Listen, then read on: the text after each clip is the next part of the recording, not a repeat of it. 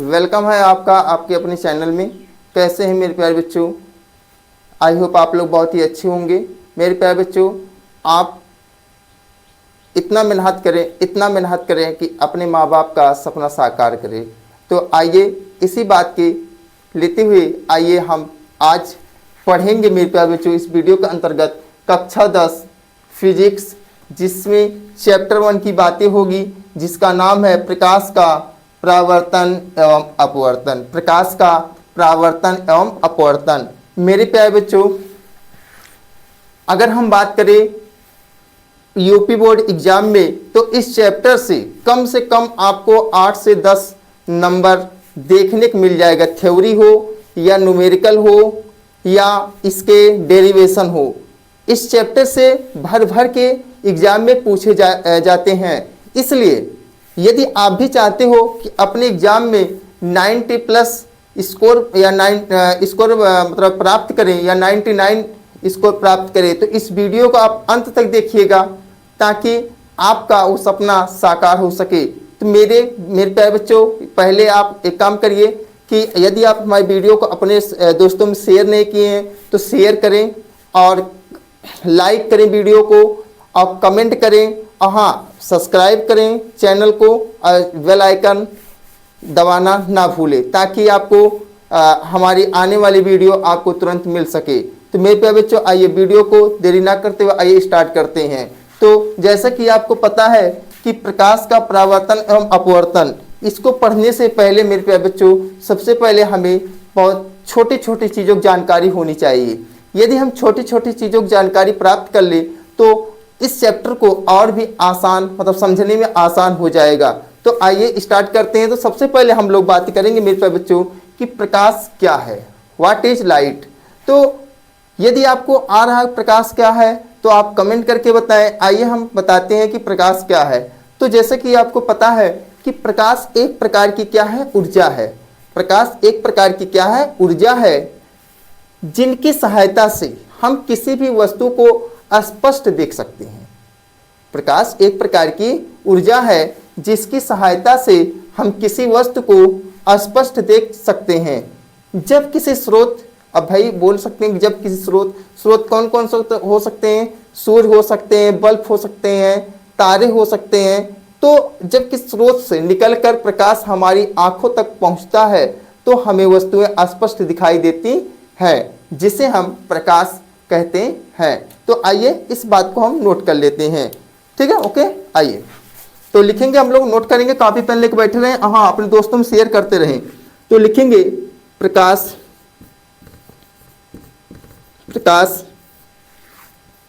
एक प्रकार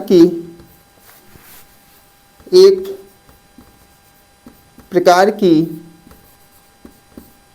ऊर्जा है। प्रकाश एक प्रकार की ऊर्जा है जिसकी सहायता से या जिनकी सहायता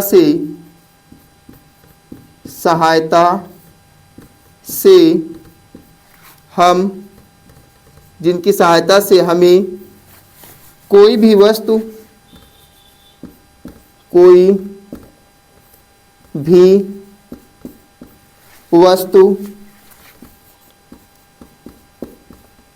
स्पष्ट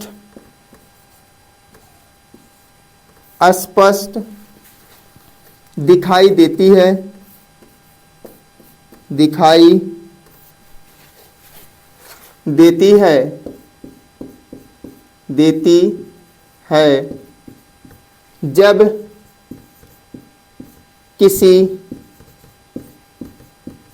जब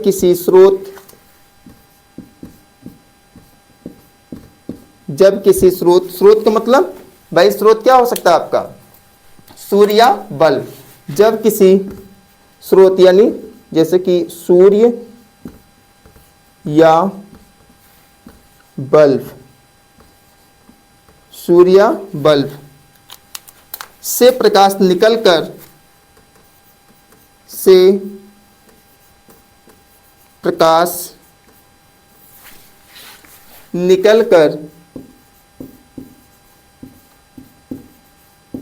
निकलकर हमारी आँखों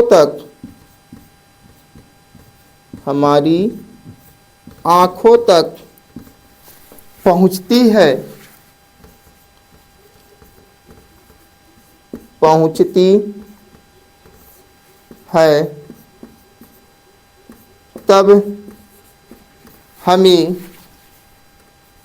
तब हमें वस्तु साफ साफ दिखाई देती है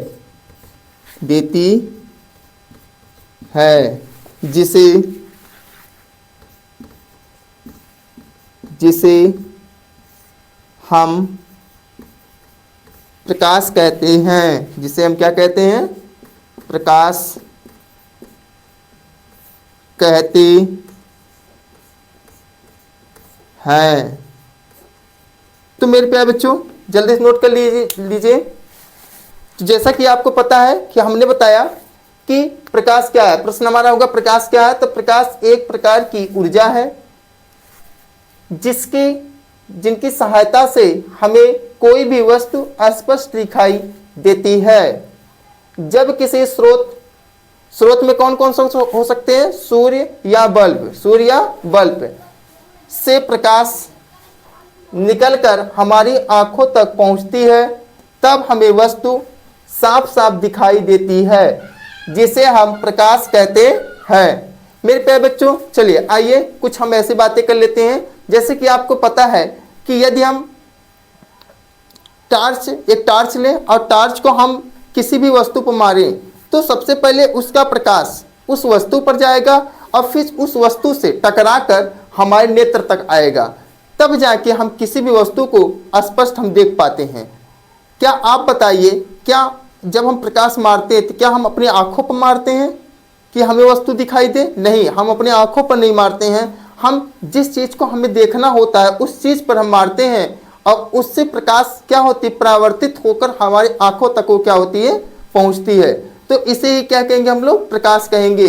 तो आपसे जब भी कोई पूछे कि प्रकाश क्या है तो आप बता दीजिए प्रकाश एक प्रकार की क्या है? ऊर्जा है, जिसकी सहायता से हम क्या कर सकते? किसी भी वस्तु को मतलब देख सकते हैं और जिससे प्रकाश निकलता है और भी क्या होता है? वो हमारी आंखों तक आता है, जिनकी जब आ जाता है तो क्या होता है? हमें कोई भी वस्तु स्पष्ट दिखाई देने लगती है। आई होप आपने इतना अच्छे से समझा होगा। चलिए आइए हम अगले हेडिंग की बातें कर लेते हैं। तो मेरे प्यारे बच्चों जैसा कि हमने अभी बताया कि अगर हम प्रकाश को समझा चाहे थोड़ी और कॉन्सेप्ट को देखते हैं।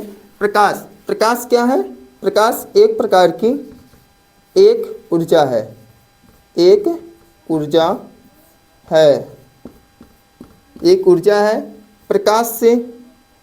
प्रकाश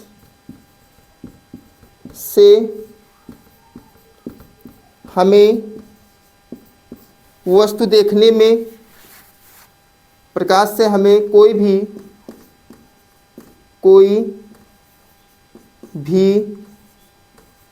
वस्तु देखने में मदद मिलती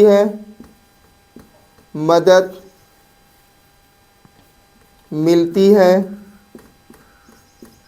सही बात है भाई, प्रकाश से हमें भी वस्तुएं जब देखते तो भाई मदद ही करती है। प्रकाश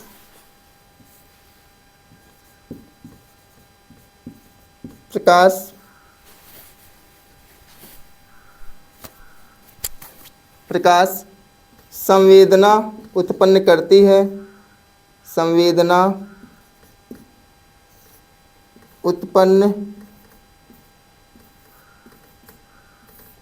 उत्पन्न करती है। प्रकाश क्या है? तो भाई अभी मैंने बताया कि प्रकाश एक प्रकार की क्या है? ऊर्जा है।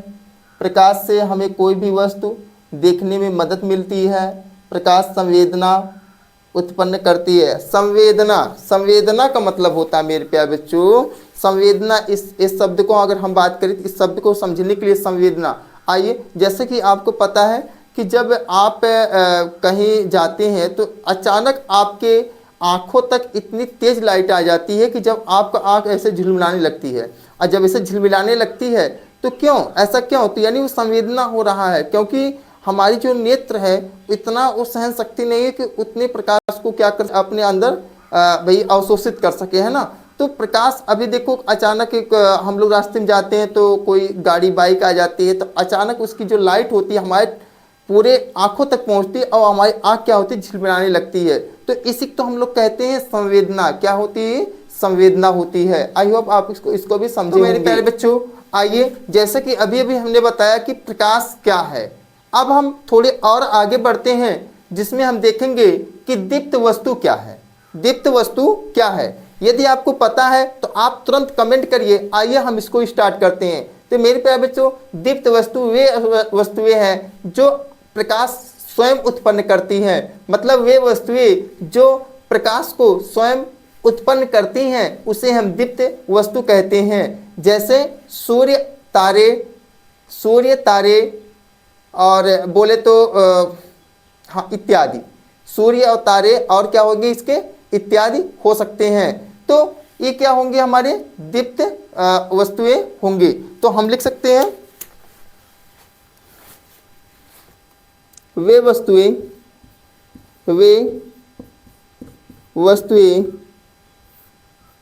जो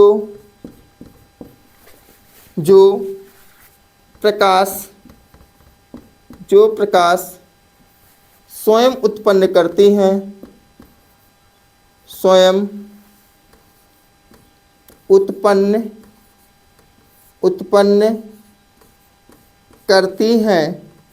स्वयं उत्पन्न करती हैं,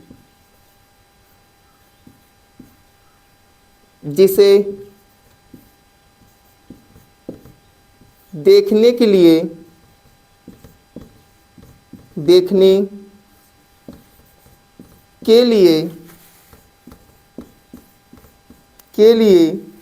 किसी दूसरे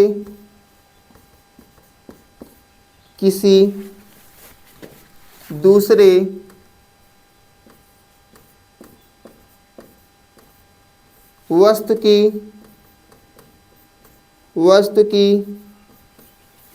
आवश्यकता नहीं होती है। आवश्यकता नहीं होती है,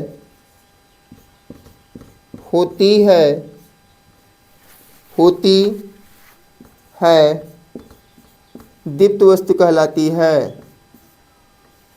दीप्त वस्तु कहलाती है,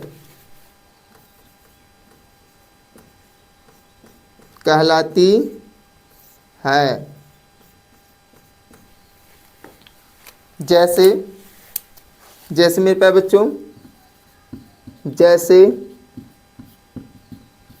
सूर्य, तारे, जलती हुई मोमबत्ती, जलती हुई मोमबत्ती, क्या, मोमबत्ती आदि। तो अगर कोई आपसे मेरे प्यारे बच्चे पूछे कि दीप्त वस्तुएं क्या कहलाती है, तो आप बता दीजिएगा कि वे वस्तुएं जो प्रकाश स्वयं उत्पन्न करती हैं, किसी दूसरे वस्तु की आवश्यकता नहीं होती है, उसे हम लोग दीप्त वस्तुएं कहते हैं। जैसे सूर्य, तारे, जलती हुई मोमबत्ती। क्या सूर्य को जलाने के लिए किसी स्रोत की आवश्यकता होती है? आप कहोगे नहीं, सूर्य स्वयं जलता है, तारे स्वयं जलते हैं, मोमबत्ती खुद जलती है। तो ये क्या होंगी, हमारी दीप्त वस्तुएं के अंतर्गत आएगा। यानी दीप्त वस्तुएं वे वस्तुएं जो प्रकाश स्वयं उत्पन्न करती हैं, जिसे देखने के लिए किसी दूसरे वस्तु की आवश्यकता नहीं होती है, दीप्त वस्तु कहलाती हैं। तो मेरे प्यारे बच्चों, क्या आपको समझ में आ गया है? यदि समझ में आ गया है तो आप कमेंट करिए, और अभी तक अगर वीडियो को लाइक आप नहीं किए हैं तो आप लाइक करते जाइए। लाइक कर दीजिए, अपने दोस्तों में शेयर करिए। मेरे प्यारे बच्चों, मैं आपसे निवेदन करूंगा कि मेरे वीडियो को आप इतना शेयर करिए, इतना शेयर करिए कि भारत के हर कोने तक यह वीडियो पहुंचे और हर एक बच्चा हुआ जो पढ़ने के इच्छुक है, जिसे अपने माँ बाप के साथ साथ अपने साथ साथ माँ बाप का भी नाम रोशन करना है, तो उनको यह वीडियो तुरंत मिल सके। और अभी तक हमारे चैनल को आप सब्सक्राइब नहीं किए तो हमारे चैनल को आप सब्सक्राइब कर दिए। ओके, आई होप आप इतना आप समझे होंगे। चलिए आगे भी बढ़े। जैसे कि अभी हमने बताया कि आपको दीप्त वस्तुएं क्या है, अब हम अगली हेडिंग करेंगे अदीप्त वस्तुएं क्या है। तो अदीप्त वस्तुएं वे वस्तुएं होती हैं जो प्रकाश को स्वयं उत्पन्न नहीं करती हैं, इन्हें दूसरे प्रकाश की सहायता से ये वस्तुएं दिखाई देती हैं। मतलब बोल सकते हैं कि दूसरे प्रकाश की सहायता से परावर्तित होकर ये वस्तुएं दिखाई देती हैं। जैसे आप दीवार ले लीजिए, दीवार क्या आपके खुद भाई प्रकाश उत्पन्न करेगी। चंद्रमा जो आप रात को अजोरी माई जो आप रात को चांद को देखते हो, आप देखते हो कि उजाला तो रहता है लेकिन वो खुद से प्रकाशित नहीं होती हैं, वो सूर्य के प्रकाश से प्रकाशित होती हैं, यानी उनके पास खुद का प्रकाश नहीं होता है। तो हम कह सकते हैं कि वे वस्तुएं, हेडिंग कर लीजिएगा, लिखेंगे वे वस्तुएं जो स्वयं प्रकाश उत्पन्न नहीं करती हैं, जो स्वयं प्रकाश उत्पन्न नहीं करती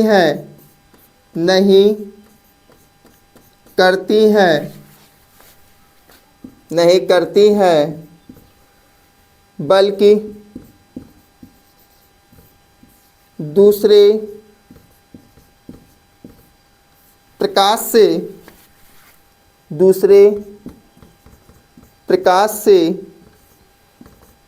से परावर्तित होकर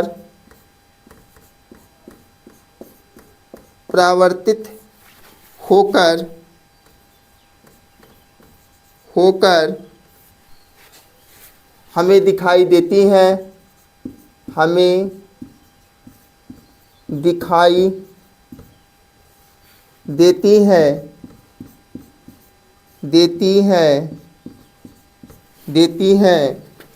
अदीप्त वस्तु कहलाती है। अदीप्त वस्तु कहलाती है।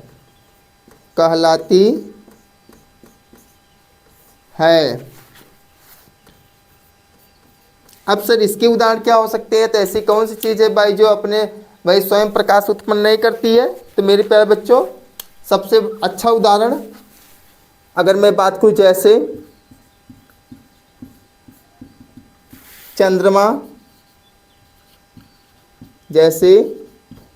चंद्रमा, दीवार, किताब इत्यादि।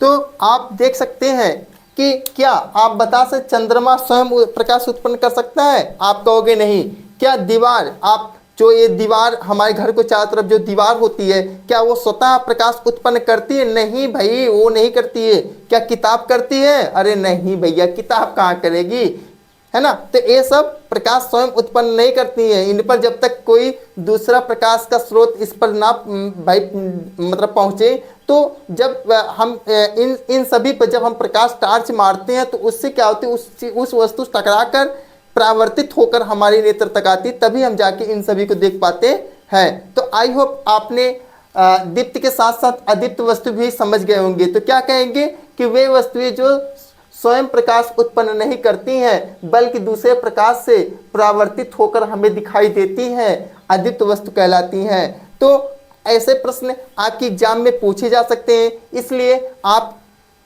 इसे अपने कॉपी में अच्छे से नोट करें। और हाँ, अभी तक लाइक नहीं किया तो लाइक आप जरूर करें। चलिए आइए हम आगे का पढ़ लेते हैं। मेरे प्यारे बच्चे, जैसा कि आपको अभी भी हमने बताया कि दीप्त प्रकाश क्या होता है, अदीप्त प्रकाश क्या होता है, प्रकाश क्या होता है, सब चीज़ों को एकदम डिटेल से हमने बातें किया है। अब आइए अगला हम हेडिंग कर लेते हैं कि प्रकाश के गुण, प्रॉपर्टीज ऑफ लाइट, यानी बोल सकते हैं प्रकाश के गुण क्या क्या होते हैं। तो मेरे प्यारे बच्चों, प्रकाश के गुण जो पहला होता है, कहता है कि प्रकाश सरल रेखा में चलती है। प्रकाश जो होती है सरल रेखा में चलती है। अगर मान लेते हैं कि इस मार्कर को मैं मान लेता हूँ कि टार्च है, अगर मैं यहाँ से टार्च को मारूँ तो ये क्या होगी, सीधी रेखा में जाएगी कि ऐसे नागिन नुमा जाएगी? आप पहले बताइए। नहीं नहीं भाई, टेढ़ी मेढ़ी जाएगी नहीं। प्रकाश जब भी जाएगी तो सीधी रेखा में गमन करते हुए जाएगी। इसी प्रकार दूसरा कहता है कि प्रकाश के संचरण के लिए किसी दूसरे माध्यम की आवश्यकता नहीं होती है। तो प्रकाश के संचरण के लिए किसी दूसरे माध्यम की आवश्यकता नहीं होती है। प्रकाश के गुण के तीसरे हम गुण को देख लेते हैं। प्रकाश पारदर्शी माध्यम। पारदर्शी माध्यम के ऐसा माध्यम जिससे प्रकाश आसानी से क्या हो, गुजर सके, है ना। पारदर्शी मतलब क्या होता है भाई, आर पार हो सके, है ना। तो हम कह सकते हैं प्रकाश पारदर्शी माध्यमों, जैसे कि कौन कौन से पारदर्शी भाई, कांच और वायु। भाई प्रकाश अगर हम कांच यानी ग्लास पे मारे तो इस पार से उस पार चली जाएगी। हवा में यानी ऑक्सीजन में भी, वायु में भी, तो इन सभी में क्या होती है, पार हो सकती है। तो में से क्या हो सकती है, गुजर सकती है। यानी पारदर्शी माध्यमों में से प्रकाश क्या होती है, गुजर सकती है। परंतु अपारदर्शी माध्यमों जैसे कि लकड़ी, लोहा में से नहीं गुजर सकती है। सही है। अगर मैं प्रकाश को किसी लकड़ी पर मारूं, मान लेते हैं इस हथेली पर, ये मेरा हथेली है, अगर मैं इस प्रकार यहाँ से मैं यहाँ टार्च मारूं ऐसे, तो क्या इस पार आ जाएगी? आप कहोगे नहीं, नहीं आएगी ना। तो ये है अपारदर्शी माध्यम। लेकिन अगर मैं मान लेता हूँ कि कोई एक ग्लास होता यानी कांच होता या जल होता, फिर मैं प्रकाश को मारता तो इस पार से उस पार चला जाता। ओके, आई होप आपने इसको समझा होगा। तीसरा यानी अगला हम बात कर लेते हैं मेरे प्यारे बच्चों कि अगर आपसे कोई पूछे कि निर्वात में प्रकाश की चाल कितनी होती है, निर्वात में प्रकाश की चाल कितनी होती है, तो आप बता दीजिएगा। निर्वात में प्रकाश की चाल 3 × 10⁸ मीटर प्रति सेकंड होती है। कितनी होती है? 3 × 10⁸ मीटर प्रति सेकंड होती है। किसकी चाल होती है, किसमें होती है? निर्वात में। निर्वात क्या हो सकता है? जिसमें क्या ना हो, हवा ही ना उपलब्ध हो, उसमें क्या होती है, प्रकाश की जो चाल होती है 3 गुणे, यानी बोल सकते हैं निर्वात में प्रकाश की चाल 3 × 10⁸ मीटर प्रति सेकंड होती है। मैं बात कर लूँ तो दृश्य प्रकाश की तरंगदैर्घ्य, जब भी आपसे कोई पूछे कि दृश्य प्रकाश की तरंगदैर्घ्य कितनी होती है, तो मेरे प्यारे बच्चों बता दीजिएगा 4000 एंगस्ट्रॉम। ए का मतलब यहाँ एंगस्ट्रॉम से 8000 एंगस्ट्रॉम तक होती है। कितना होती है? 4000 एंगस्ट्रॉम से कितना, 8000 एंगस्ट्रॉम तक होती है। कभी कभी इसी का स्थान पे 4000 एंगस्ट्रॉम के स्थान पे ये बोल देता है 3800 एंगस्ट्रॉम या 3900 एंगस्ट्रॉम। तो जब भी आपके पेपर में, ये पेपर भी आया भी था, जब भी आपके पेपर में 3800 एंगस्ट्रॉम या 3900 एंगस्ट्रॉम देखने को मिले से 7800 एंगस्ट्रॉम तक देखने को मिले, तो आप टिक मार दीजिएगा। अगर आपको लिखने की बात करेगा तो आप बता दीजिएगा कि 4000 एंगस्ट्रॉम से लेकर 8000 एंगस्ट्रॉम तक होती है। तो आई होप आपने इसे भी समझा होगा बड़ा आसानी से कि प्रकाश के गुण क्या होते हैं। तो भाई प्रकाश सरल रेखा में गमन करती है। प्रकाश के संचरण के लिए किसी दूसरे माध्यम की आवश्यकता नहीं होती है। प्रकाश पारदर्शी माध्यम कांच यानी वायु में से गुजर सकता है, परंतु अपारदर्शी माध्यम जैसे लकड़ी, लोहा में से नहीं गुजर सकता है। निर्वात प्रकाश की चाल 3 × 10⁸ मीटर प्रति सेकंड होती है। दृश्य प्रकाश की तरंगदैर्घ्य 4000 एंगस्ट्रॉम से लेकर 8000 एंगस्ट्रॉम तक होती है। ओके, कोई दिक्कत नहीं है। आई होप आपने इसे भी अच्छे समझा होगा। मेरे प्यारे बच्चों, वीडियो को आप जरूर लाइक करिए। हाँ, अभी कुछ नहीं बना बिगड़ा, अभी कुछ भी हमने नहीं कहा है, बस अभी तो हम बेसिक पढ़ा रहे हैं, अभी तो हम आपको बेसिक पढ़ा रहे हैं, इसलिए अभी कुछ भी नहीं हुआ। दोस्तों में शेयर कर दीजिए, जल्दी शेयर कर दीजिए। मेरे प्यारे बच्चों, जैसा कि अभी आपने देखा कि प्रकाश के गुण क्या होते हैं, है ना। तो अब हम लोग आगे बात करेंगे इसके कि नियमित परावर्तन क्या होता है। आपके एग्जाम में बहुत बार ये पूछे गए हैं। आप ना विश्वास करें तो आप पिछले ईयर के आप मॉडल पेपर को उठा सकते हैं, तो उसमें आप देखेंगे कि नियमित परावर्तन क्या होता है। 2 नंबर का आपको पूछा गया था। नियमित परावर्तन यानी रेगुलर रिफ्लेक्शन। रेगुलर रिफ्लेक्शन क्या होता है? तो मेरे प्यारे बच्चों कि जब प्रकाश की किरणें किसी समतल तल से टकराती हैं, तो वह टकराने के बाद एक ही दिशा में समांतर वापस लौट जाती हैं, इस घटना को ही हम लोग नियमित परावर्तन कहते हैं। तो मैंने क्या कहा, मैंने कहा कि जब लिखेंगे, नोट करेंगे, जब प्रकाश की किरणें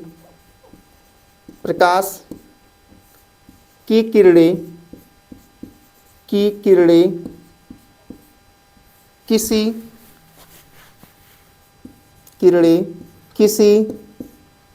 समतल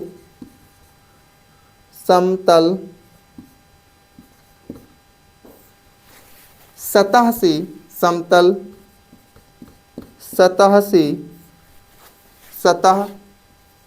से टकराती है और टकराने के बाद एक ही दिशा में समांतर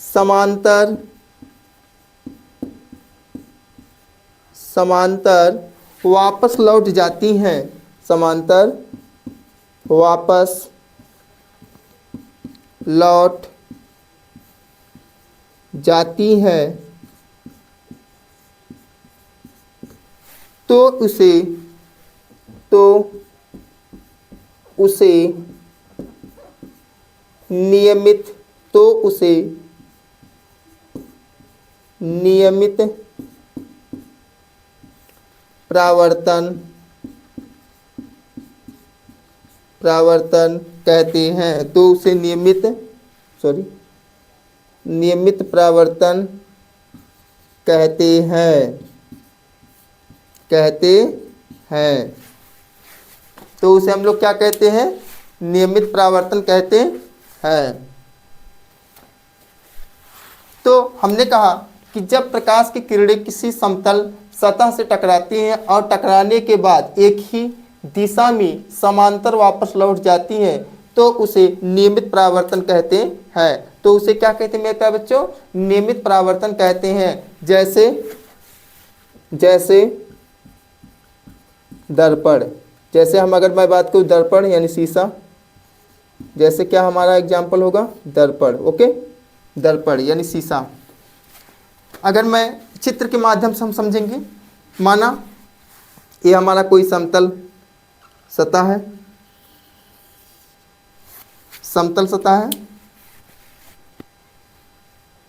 थोड़ा टेढ़ा हो गया, सीधे कर ले हम लोग। एक मिनट बच्चों, 1 मिनट भाई।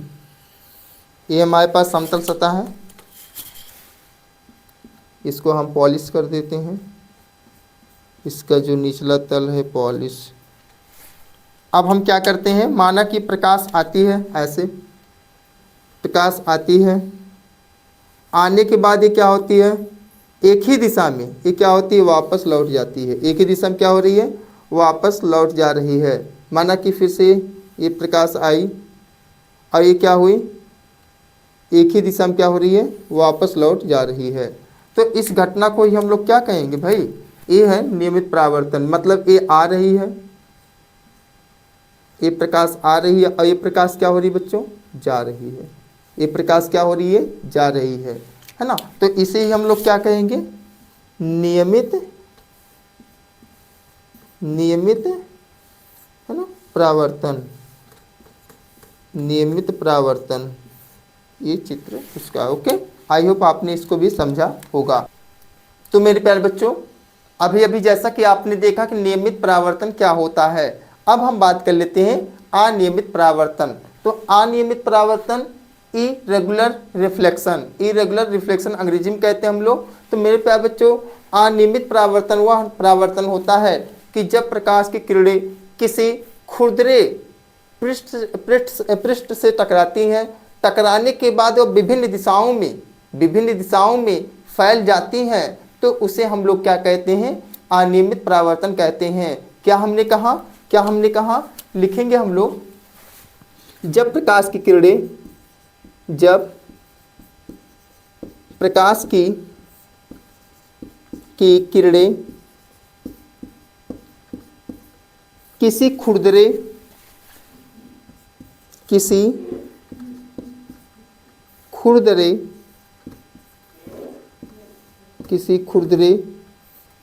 पृष्ठ से टकराती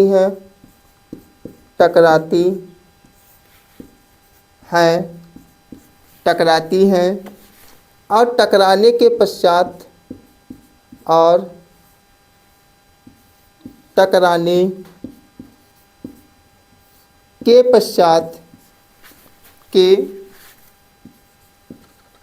पश्चात विभिन्न दिशाओं में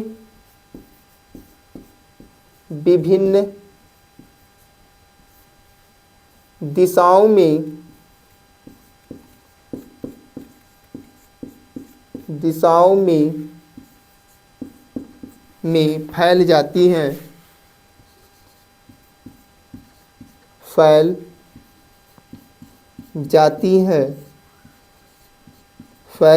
हैं तो उसे अनियमित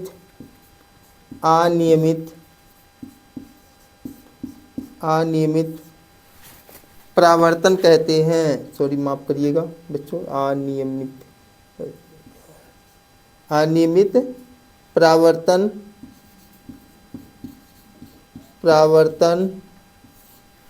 कहते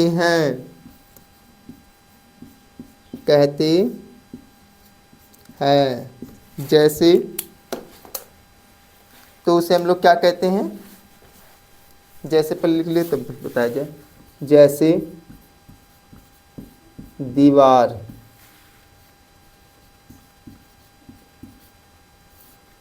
किताब, जैसे दीवार, किताब इत्यादि आदि। मेरे प्यारे बच्चों,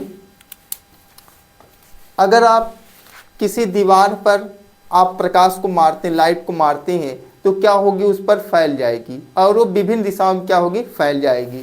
तो इसी को तो हम लोग कहते हैं अनियमित परावर्तन। जैसा कि कह रहा है कि जब प्रकाश की किरणें किसी खुरदरे पृष्ठ से टकराती हैं और टकराने के पश्चात यानी बाद विभिन्न दिशाओं में फैल जाती हैं तो उसे अनियमित परावर्तन कहते हैं, जैसे दीवार, किताब आदि।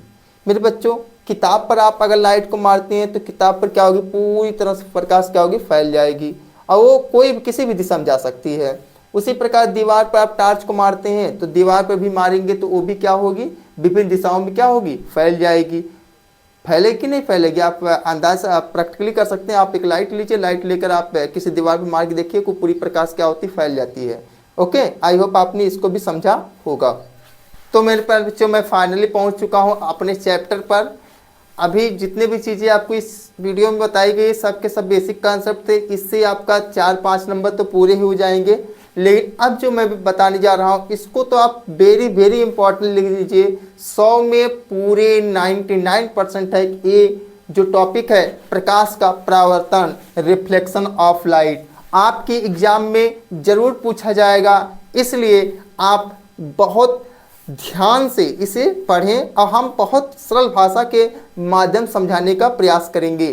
तो मेरे प्यारे बच्चों, आइए बिना देरी करते हुए आइए हम इनको भी देख लेते हैं। तो प्रकाश का परावर्तन क्या होता है कि जब किसी प्रकाश जब किसी समतल या चिकनी सतह से टकराता है, वह टकराने के बाद पुनः उसी माध्यम में वह लौट जाता है, तो इस घटना को हम लोग क्या कहते हैं, प्रकाश का परावर्तन कहते हैं। तो हम लोग लिखेंगे कि जब किसी चिकनी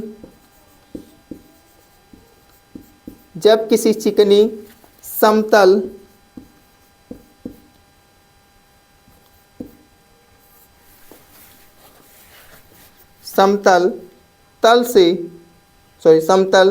दर्पण से प्रकाश की किरणें दर्पण से प्रकाश की किरणें प्रकाश की किरणें टकराती हैं टकराती हैं। जब किसी चिकनी समतल दर्पण से प्रकाश की किरणें टकराती हैं और टकराने के बाद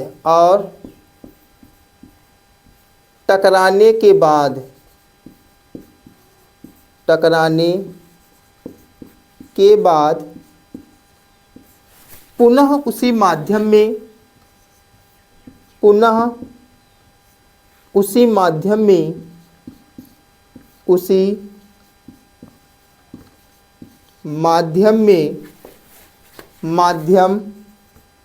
में लौट जाती है।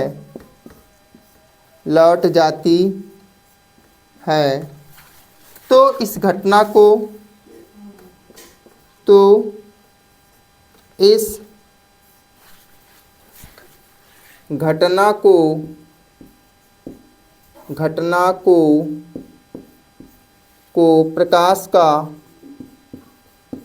प्रकाश का परावर्तन कहते हैं।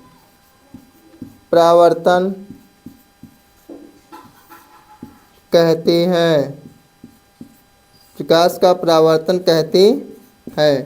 तो मेरे प्यारे बच्चों, जैसा कि अभी हमने बताया कि जब किसी चिकनी समतल दर्पण से प्रकाश की किरणें टकराती हैं और टकराने के बाद पुनः उसी माध्यम में लौट जाती हैं, तो इस घटना को प्रकाश का परावर्तन कहते हैं। नहीं समझ में आया? कोई बात नहीं, आइए डायग्राम के माध्यम से हम लोग समझते हैं। जैसे कि माना कि मेरे पास क्या है, कोई समतल, माफ करिएगा थोड़ा सा,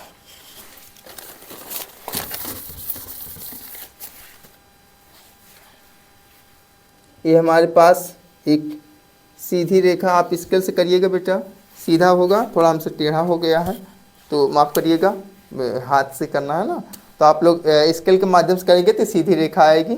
तो इसको हमने क्या किया, माना कि चिकनी है, ये पॉलिश कर दिया जाए, ये पॉलिश कर दिए हमने,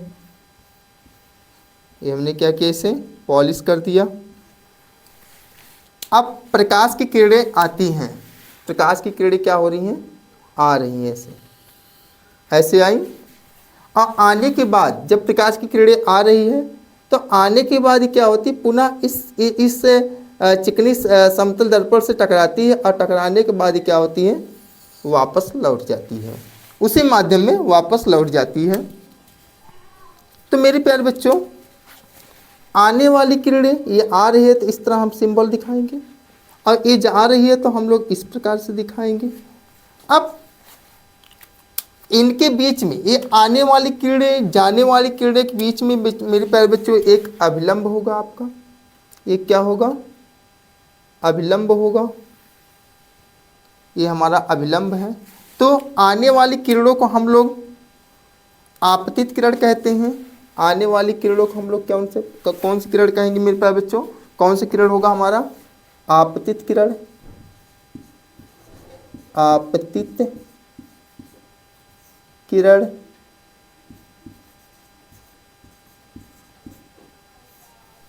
और जाने वाली किरणों को हम लोग क्या कहते हैं, परावर्तित किरण, परावर्तित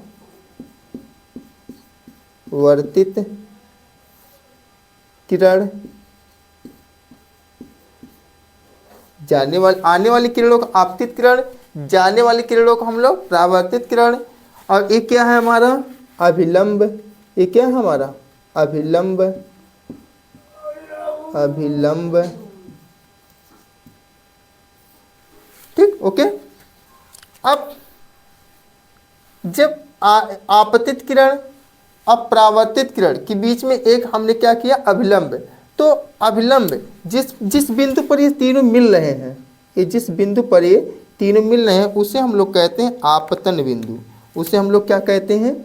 आपतन बिंदु। तो ये हमारा क्या हो जाएगा प्यारे बच्चों? आपतन आपतन बिंदु। आपतन बिंदु ये क्या हो जाएगा? आपतन बिंदु। तो इतना आप नोट कर लीजिएगा कि अब देख सकते हैं ये हमारे पास, ये इसका नाम भी लिख दीजिए। इसका नाम मेरे प्यारे बच्चों पॉलिश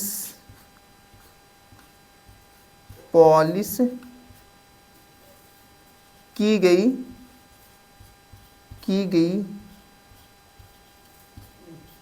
समतल दर्पण है ना, दर्पण लिख देते हैं हम, आप आगे लिख लीजिएगा दर्पण। पॉलिश की गई दर्पण है हमारा। तो मेरे प्यारे बच्चों जैसा कि आप परिभाषा के अकॉर्डिंग कि जब कोई समतल भाई कोई प्रकाश किरण की समतल से टकराती है तो वह उसी माध्यम लौट जाती है, तो आपतित किरण, और ये क्या होगी? आने वाली किरणों को आपतित किरण कहते हैं, और जो टकराकर पुनः वापस जाती है उसी माध्यम से उसे परावर्तित किरण कहते हैं। आपतित किरण और परावर्तित किरण के बीच में हमने एक अभिलंब डाला। क्या? अभिलंब। तो इसका एक अभिलंब हो गया हम लोग का। ये क्या हो गया? हमारे अभिलंब हो गए। मेरे प्यारे बच्चों जो आपतित किरण, अभिलंब और परावर्तित किरण जिस बिंदु पर मिलते हैं उसे हम लोग आपतन बिंदु कहते हैं। उसे क्या कहते हैं हम लोग? आपतन बिंदु कहते हैं। आई होप आपने इसे भी समझा होगा, प्रकाश का परावर्तन, रिफ्लेक्शन ऑफ लाइट। तो मेरे प्यारे बच्चों अब हम अंतिम टॉपिक है परावर्तन का नियम, जो आपकी एग्जाम में बार बार पूछा जाता, हर साल पूछा जाता, रिपीट हुआ करता है। तो प्रकाश का परावर्तन का नियम हम देखेंगे। तो मेरे प्यारे बच्चों परावर्तन के दो नियम हैं। परावर्तन के कितने नियम हैं? दो नियम। पहला नियम है कि आपतित किरण तथा आपतन बिंदु पर अभिलंब तथा परावर्तित किरण तीनों एक ही तल में होते हैं। तीनों एक ही तल में होते हैं। देख लेते हैं हम लोग, जैसा कि आप देख सकते हो आपतित किरण, परावर्तित किरण और अभिलंब। ये आपतित किरण है, ये हमारा अभिलंब है, और ये क्या है? परावर्तित किरण है। तो देख सकते हो तीनों एक ही तल में है। तीनों किस में? एक ही तल में है। तो यानी ये प्रकाश का परावर्तन का पहला नियम हुआ। ठीक है। अब देखिए जो ये आपतन कोण होता है इसे हम इसे हम लोग क्या कहते हैं? जो आपतन कोण हमारा होता है मेरे प्यारे बच्चों, देखिए जो हमारा आपतन कोण होता है उसे हम लोग आई से डिनोट करते हैं। किससे? आई से। और इसको हम लोग आर से डिनोट करते हैं। आई को हम लोग इंसिडेंट कहते हैं और आर को हम लोग रिफ्लेक्शन कहते हैं। आई फॉर इंसिडेंट और आर फॉर रिफ्लेक्शन। आई को आपतन कोण कहते हैं और आर को परावर्तन कोण कहते हैं। बोल सकते हैं कि angle of incidence and angle of reflection. Okay. तो ये देखिए प्रकाश का दूसरा नियम कहता है, प्रकाश का परावर्तन का दूसरा, परावर्तन का पहला हो गया कि भाई आपतित किरण, आपतन बिंदु पर अभिलंब तथा परावर्तित किरण तीनों एक ही तल में होते हैं। ये तो पहला नियम था परावर्तन का। अब हम देख लेते हैं परावर्तन का दूसरा नियम। तो परावर्तन का दूसरा नियम कहता है कि परावर्तन कोण सदैव आपतन कोण के क्या होता है? बराबर होता है। तो मतलब ये आपतन कोण सदैव किसके? परावर्तन कोण के क्या होगा? बराबर होगा। तो हम कह सकते हैं कि आई बराबर किसके होगी? आर के, यानी कोण आई बराबर कोण आर के होगा। तो हम कह सकते हैं कोण आई इक्वल कोण आर के होगा। तो मेरे प्यारे बच्चों आज का सेशन हमारा वीडियो का पार्ट 1 यहाँ हमारा था। तो पार्ट 2 हम इसके आने वाले दिनों में फिर से चढ़ाएंगे, यानी कल की डेट में फिर चढ़ाया जाएगा। तो इसलिए मेरे अगर यदि हमारा वीडियो आपको मेरे प्यारे बच्चों समझ में आया है तो प्लीज़ मैं आपसे निवेदन करूँगा हमारे वीडियो को आप शेयर करें दोस्तों तक, और लाइक और सब्सक्राइब करें और बेल आइकन को प्रेस करें ताकि हमारी आने वाली वीडियो आपको तुरंत मिल सके। और हो सके जितना उतना आप कमेंट करें, और जितने यदि आपको कोई भी चीज़ समझ नहीं आती तो आप कमेंट करके आप पूछें, हम आपके प्रश्नों का उत्तर देने का पूरा प्रयास करेंगे। तो मेरे प्यारे बच्चों आज का हमारा सेशन यही समाप्त होता है। जय हिंद, नमो बुद्धाय, जय कृष्ण, जय श्री राम, जय भीम।